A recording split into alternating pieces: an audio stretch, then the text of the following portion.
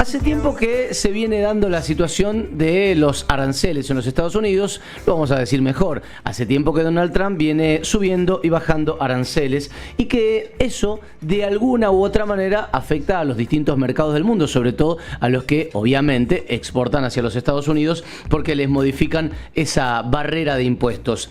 Hace algunas horas se empezó a hablar de cómo puede afectarle al mercado vitivinícola que le vende a los Estados Unidos el hecho de que la Corte le haya dicho a Donald Trump que no puede disponer arbitrariamente de los aranceles, de las tariffs, cada vez que él quiera. Eso puede tener una repercusión en los vinos mendocinos y está del otro lado el ministro de la Producción, Rodolfo Vargas Arizu, para explicarlo.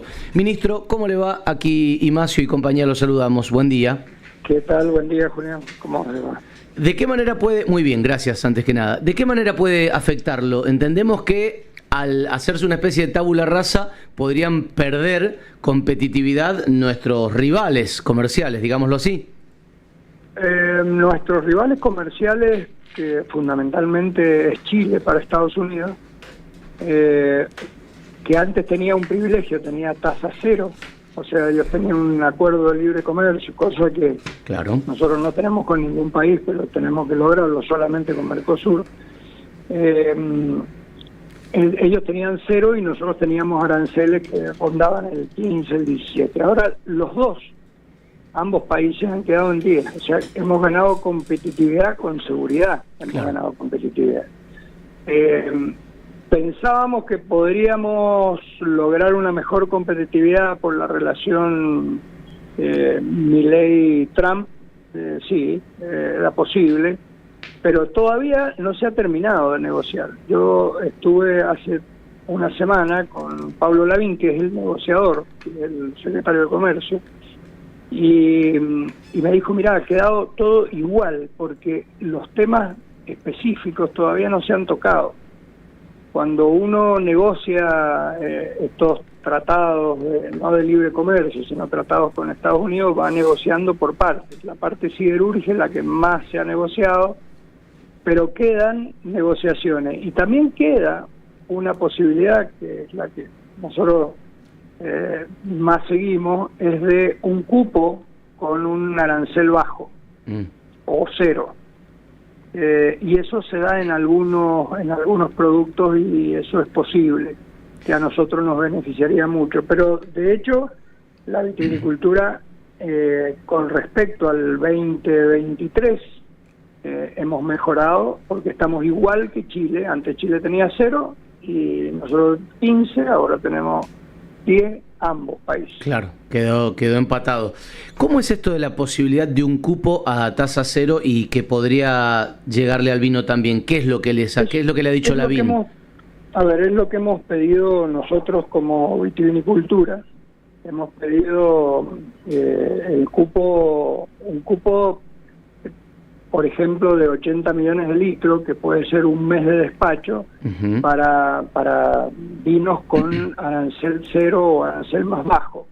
Eso, nosotros tenemos más o menos el 3% de la producción del mercado mundial de vinos, 2,9, 3%. Nosotros podemos llegar al 5,5%. Entonces, gracias a ese acuerdo. Y claro, y de acuerdo a la producción que tenemos 150.000 hectáreas más o menos, nosotros podríamos tranquilamente estar en ese lugar, deberíamos estar en ese lugar. Lo que pasa es que los últimos 20 años, políticas malas, con derechos de exportación, con tipos de cambio fluctuantes, pisados, han llevado a no aumentar el mercado. Nosotros en los años del año 2000 al 2007 crecíamos al 20% anual en exportaciones. Claro. Bueno, eso es lo que nosotros tenemos que trabajar hoy, que tenemos una macro arreglada. Hoy que tenemos una macro arreglada, vamos a tenemos tipo de cambio único, no tenemos derecho de exportación, inflación a la baja. Eso en los próximos 10 años, si eso se mantiene, vamos a tener una gran repercusión en el mercado. Ministro, ¿y cómo lo toman del otro lado de la cordillera a este emparejamiento que se ha dado de hecho por lo que le ha pedido la Corte a Trump y lo que él respondió? ¿Y cómo lo toman de este lado? ¿Cuáles son las consecuencias y las repercusiones que ha alcanzado a sondear usted? Insisto, me interesa también qué opinan los chilenos y qué piensan hacer. Porque imagino que es un masazo. Esto es una opinión mía personal. Mucho del éxito del vino chileno en el Caribe y en Estados Unidos es de su propia negociación y de la estupidez argentina de contrariar permanentemente las exportaciones y las inversiones. Así que hoy creo que se van a equilibrar. Chile tiene el mismo inconveniente que cualquiera de nosotros, de los países que producimos vino, que está a la baja, pero no tan a la baja. Nosotros hemos decaído el 2,7% en consumo de vino y la cerveza el 17%. Epa. O sea, no está tan mal. Lo que pasa es que se ha sembrado una crisis, como se ha hablado mucho más de la crisis de lo que verdaderamente sucede en números, ¿no? La caída no es tanto en Argentina. A ver, pero si lo comparamos con la cerveza, claramente que no es lo mismo, pero dos cosas. Primero, es cierto que es el peor momento de consumo de vino de la historia de la Argentina. Eso es una realidad. Y segundo, a nosotros como mendocinos, lo que le pase a la cerveza no nos afecta como si lo que le pase al vino. Tiene que entender eso. Claro, pero nosotros venimos de un consumo de 70 litros per cápita por año en el año 70 y hemos bajado a 16, pero en 17% ha caído la cerveza en un año. Claro. Nosotros hemos caído 2,7, o sea que nosotros creemos que se ha estabilizado ese consumo, que es lo que ha pasado más o menos en todo el mundo. Los grandes países consumidores de vino han bajado su consumo. Los que no consumían vino levantan un poco y eso va a equilibrar el mercado mundial de vino. Y sobre todo, que es lo que hacemos cada uno de los que por ahí tomamos vino, tomás vino todos los días, pero tomás mejores vinos cuando lo tomás. Y eso pasa en todo el mundo. Hay una preferencia, hay una premiumización de la viticultura. Ya que estamos hablando de la crisis del vino, le hago una más sobre esto, después vuelvo un segundo al asunto de Chile y de los aranceles con Estados Unidos. La última semana o la anterior había una crítica fuerte, concretamente hacia su gestión, y además hubo caravanazo, ruidazo, etcétera. Lo que estaban pidiendo ellos es que el gobierno comprara los remanentes que estaban sobrando de alguna manera por el sobreestoqueo de las bodegas. ¿Se avanzó en algo con eso? ¿Qué partió de su encuentro con su par sanjuanino? ¿Va a la provincia a responder a ese pedido? La crisis vitivinícola no es por no comprar. La crisis de Argentina es por la intervención del Estado permanentemente en los negocios particulares. Sí. Nosotros no debemos comprar ningún vino ni ponerle valores, y por eso tuvimos una sanción de dumping en Estados Unidos que nos llevó a perder 20 o 30 mil toneladas de mosto en los últimos años, porque nos sancionaron y no pudimos entrar por hacer operativos, por subsidios y por mantener producciones. Así que yo creo que la mejor política vitivinícola es no intervenir. Bien.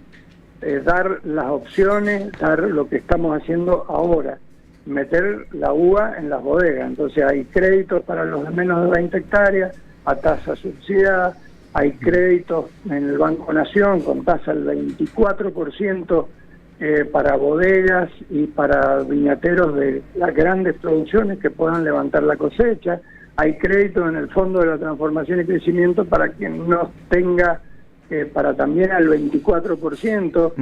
Nosotros lo que queremos es que se coseche y se meta la uva y que se haga vino, mosto, bien, Rodolfo, jugos, etcétera, etcétera. Entonces, lo que no podemos hacer ni fijar precios ni comprar stock que después le hacen perder fondos a la provincia de Mendoza que nosotros administramos de toda la provincia para un sector que tiene que reconvertir en algunos casos y que tiene que ser más creativo en otros y más eficiente. Ahí lo que dice parte del sector, sobre todo quienes están más en contra o con más encono, es: ya nos han dicho 2 o 3 veces que nos reconvirtiésemos, en algún momento nos pidieron que nos reconvirtiésemos a cultivos que después no tuvieron futuro, que parecía que lo iban a tener, pero no lo tuvieron. ¿Qué tanto podemos confiar en que Vargas Arizu sabe realmente lo que nos está no pidiendo, sino sugiriendo que hagamos? Nosotros sugerimos, las decisiones de un productor. Hoy funciona la ganadería, funciona la cereza de exportación, la cereza temprana, la ciruela con cobertura anda muy bien el valor, el durazno anda muy bien el valor. Hay muchos productos que funcionan si el productor es eficiente, si la fábrica es eficiente, si los gobiernos son eficientes y bajan los impuestos. Pero esto es un compendio general de una situación que hay en Mendoza, que es dinámica, porque el mundo es dinámico. De repente consumen mucho vino y de repente no consumen mucho vino. Hay generaciones que consumen más o menos. Entonces no hay una receta y una seguridad para eso. La agricultura es a cielo abierto. Los agricultores sabemos qué es cuáles son los riesgos que corremos, y no hay nada garantizado en el mundo, porque el mundo cambia absolutamente todos los días y las preferencias de consumo cambian absolutamente todos los días. Le hago la última. Vuelvo al asunto de las tarifas con Estados Unidos, de los aranceles. No me terminó de contestar cuál era la repercusión que tiene esto acá y cuál del otro lado de la cordillera, que yo calculo que es un masazo perder ese 0%. Pero aprovecho y le sumo otra sobre el mismo tema. Concretamente, ¿por qué solamente la competencia es con Chile y no con otros países del mundo? ¿Por qué solo nuestro rival al vino mendocino es Chile? ¿Y qué chance tienen ellos de cargar esa pérdida de beneficio de no cargárselo al costo, digamos, de tener espalda y decir, bueno, no lo subo demasiado y siguen siendo más competitivos que nosotros? No sé si se entendió la última.